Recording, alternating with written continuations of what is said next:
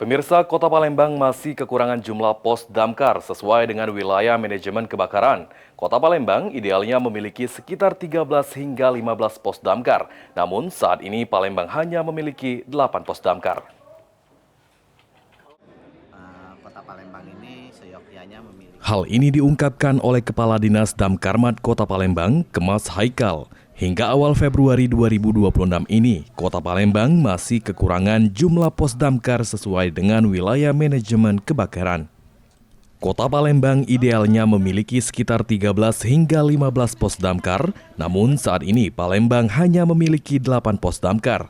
Kekurangan pos damkar ini akan dipenuhi secara bertahap lantaran masih ada sarana dan prasarana yang harus dilengkapi sesuai skala prioritas.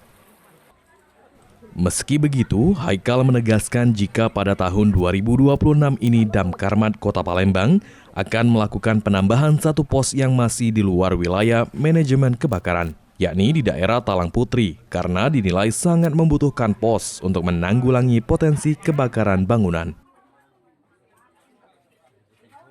Berdasarkan wilayah manajemen kebakaran Kota Palembang, sesuai dengan kajian bahwa Kota Palembang ini seyogyanya memiliki lebih kurang 13 pos, 13 sampai 15 pos.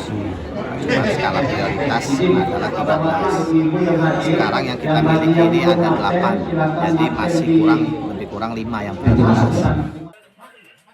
Sandi Pratama, PAL TV.